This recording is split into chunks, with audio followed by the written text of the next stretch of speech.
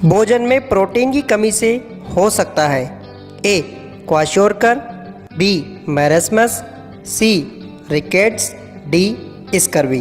तो भोजन में प्रोटीन की कमी से कौन सा रोग होता है, यानी कि जो भोजन है उसके अंदर अगर प्रोटीन की कमी है तो उससे कौन हो सकता है, तो उससे इसका जो करेक्ट आंसर होगा वो होगा अपना क्वाशियोरकर। क्वाशियोरकर क्या है, यदि जो फूड है उसके अंदर अगर प्रोटीन की डिफिशियंसी है तो उससे क्या हो सकता है, क्वाशियोरकर। अगर प्रोटीन प्लस एनर्जी माल न्यूट्रिशन पूछा जाए तो उसमें आएगा अपना क्या आएगा उसके अंदर, मैरस्मस।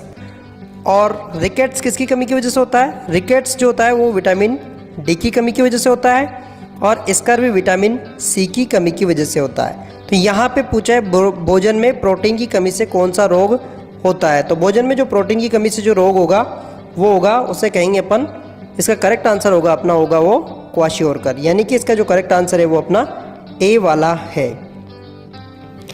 नेक्स्ट बात करें अपन, कौन सा अम्ल दूध को दही बनने हेतु जिम्मेदार है, यानी कि जो कौन सा अम्ल है वो दूध से दही बनाने के लिए जिम्मेदार है। A citric acid, B lactic acid, C malic acid, D tartaric acid. तो कौन सा एसिड है जो मिल्क से यानी कि दूध से किसको दही बनाने के लिए जिम्मेदार है, तो इसके लिए जो करेक्ट आंसर होगा वो होगा अपना बी वाला, यानी कि जो लैक्टिक एसिड है वो जिम्मेदार है दूध से दही बनाने के लिए, यानी कि एक बैक्टीरिया होता है लैक्टो एसिडोफिलस, ठीक है। ये क्या काम करता है, लैक्टो एसिडोफिलस, ये लैक्टिक एसिड को बनाता है जिससे दूध से दही बनता है। नेक्स्ट क्वेश्चन की बात करें अपन, प्रोटीन निम्न में से निर्मित होता है, यानी कि जो प्रोटीन किससे बना होता है, A amino acid, B fatty acid, C glycerol, D ketone bodies. यानी कि जो प्रोटीन है वो किससे बना होता है, तो प्रोटीन जो बना होता है वो किससे बना होता है, तो इसका जो करेक्ट आंसर होगा वो होगा अपना अमीनो एसिड, यानी कि अपना जो करेक्ट आंसर है वो है अपना है अमीनो एसिड, यानी कि अमीनो एसिड से निर्मित होता है कौन, प्रोटीन। जो फैटी एसिड्स होते हैं, फैटी एसिड के अंदर फैट्स से बने होते हैं। कीटोन बॉडीज, फैट का डीजनरेशन यानी कि स्टारवेशन की स्थिति में डीजनरेशन हो जाना तब बनती है कीटोन बॉडीज। तो इसका अपना जो करेक्ट आंसर हो गया वो करेक्ट आंसर अपना वाला है वो है amino acid. Next question, ventricular fibrillation की स्थिति में सर्वप्रथम निम्न में से क्या करना चाहिए, वेंट्रिकुलर फिब्रिलेशन की स्थिति में क्या करना चाहिए, A O2 therapy, B CPR, C proper positioning, D cardiac monitoring. तो वेंट्रिकुलर थेरेपी के अंदर क्या करना चाहिए अपन को, सर्वप्रथम क्या करना चाहिए वेंट्रिकुलर थेरेपी के अंदर, तो इसका जो करेक्ट आंसर होगा अपना डी कार्डियक मॉनिटरिंग। अगर यहाँ पर वेंट्रिकुलर फिब्रिलेशन पूछा है तो सबसे पहले वेंट्रिकुलर फिब्रिलेशन में क्या करते हैं, कार्डियक मॉनिटरिंग कर कर उसको डीफिब्रिलेट करते हैं। डीफिब्रिलेट करने के बाद में फिर उसको क्या देते हैं अपन, CPR देते हैं, उसके बाद देते हैं अपन CPR। तो यहाँ पे जो करेक्ट आंसर होगा अपना होगा डी वाला। वेरशुला जोस्टर निम्न बीमारी का कारण है, वेरशुला जोस्टर की वजह से कौन सी बीमारी हो सकती है, A smallpox, B chickenpox, C urticaria, D gonorrhoea. यानी कि जो वेरशुला जोस्टर है इसकी वजह से कौन सी बीमारी हो सकती है, तो वेरशुला जोस्टर की वजह से जो बीमारी होती है वो इसका करेक्ट आंसर है, वो करेक्ट आंसर है चिकन पॉक्स, ठीक है, चिकन पॉक्स है।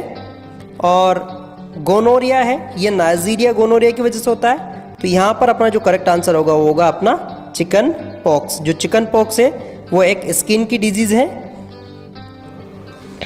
इसके अंदर वेसिकल्स बनने लग जाते हैं। बात करें अपन, निम्न को फादर ऑफ मेडिसिन के नाम से भी जाना जाता है, जो फादर ऑफ मेडिसिन के नाम से किसे जाना जाता है, A Louis Pasteur, B Lord Lister, C Hippocrates, D Darwin. तो फादर ऑफ मेडिसिन यानी कि चिकित्सा के पिता के नाम से किसे जाना जाता है? तो उसे जाना जाता है, इसका करेक्ट आंसर होगा अपना, वो होगा अपना हिप्पोक्रेट्स। यानी कि करेक्ट आंसर अपने वाला वो है सी वाला। नेक्स्ट क्वेश्चन की बात करें अपन, डिहाइड्रेशन की स्थिति में शरीर में निम्न में किस तत्व का अभाव पाया जाता है? यानी कि डिहाइड्रेशन की स्थिति में निम्न में से किस तत्व का अभाव पाया जाता है? A lack of vitamin, B lack of mineral, C lack of water, D lack of energy. तो यहाँ पर बात करें अपन डिहाइड्रेशन। डिहाइड्रेशन का मतलब ही हाइड्रेशन जो वर्ड बना है ये बना है हाइड्रोजन यानी कि एक तरह से पानी, ठीक है। डिहाइड्रेशन की बात करें अपन तो यानी कि किसकी कमी हो जाती है शरीर के अंदर? लैक ऑफ वाटर यानी कि पानी की कमी हो जाती है। नेक्स्ट बात करें अपन, सब्जियों को धोने से निम्न तत्व की हानि होती है।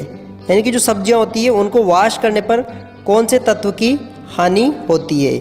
ठीक है, A vitamin, B protein, C mineral, D carbohydrate. तो सब्जियों को वॉश करने पर यानी कि जो सब्जियां कट करने के बाद में या उनको वॉश करने से कौन से तत्व की हानि होती है? तो वो तत्व है यानी कि जो मिनरल्स होते हैं, यानी कि इसका करेक्ट आंसर होगा अपना होगा मिनरल। क्योंकि मिनरल की जो मिनरल्स होते हैं वो पाए जाते हैं किसके अंदर? मोस्टली पाए जाते हैं किसके अंदर पाए जाते हैं? ये सब्जियों के अंदर यानी कि वेजिटेबल्स के अंदर। और जब अगर हम वेजिटेबल को वॉश करते हैं तो मोस्टली जो लॉस होने के जो चांसेस होते हैं वो होते हैं मिनरल के, जैसे कि आयरन, कैल्शियम। तो ये सब क्या होते हैं? मिनरल होते हैं, आयोडीन। नेक्स्ट क्वेश्चन, निम्न को लेडी विद लैंप के उपनाम से जाना जाता है। तो निम्न में से किसको लेडी विद लैंप के नाम से जाना जाता है? A Mother Teresa, B Florence Nightingale, C Sarojini Naidu, D Shrimati Indira Gandhi. तो निम्न में से किसको लेडी विद लैंप के नाम से जाना जाता है? तो जो लेडी विद लैंप के नाम से जाना जाता है वो है फ्लोरेंस नाइटिंगेल। जो फ्लोरेंस नाइटिंगेल है इसे मॉडर्न नर्सिंग के नाम से भी जाना जाता है, जनक के नाम से भी जाना जाता है। तो यहाँ पे करेक्ट आंसर होगा वो होगा अपना लेडी विथ लैंप के नाम से है फ्लोरेंस नाइटिंगेल। इनका जो जन्म है 12 मई को आता है। मानव हृदय में कितने चैम्बर होते हैं? मानव हृदय में कितने चैम्बर होते हैं? यानी कि बात करें अपन ह्यूमन हार्ट में कितने चैम्बर होते हैं? ए 1, बी 2, सी 3, डी 4। तो मानव हृदय के अंदर कितने चैम्बर होते हैं? तो इसका करेक्ट आंसर होगा अपना होगा डी वाला। यानी कि मानव हृदय के अंदर 4 चैम्बर होते हैं, 4 चैम्बर होते हैं, 2 तो आलिंद होते हैं और 2 नीले होते हैं। 2 आलिंद और 2 नीले, यानी कि 2 एट्रियम और 2 वेंट्रिकल होते हैं। बात करें पर नेक्स्ट क्वेश्चन की,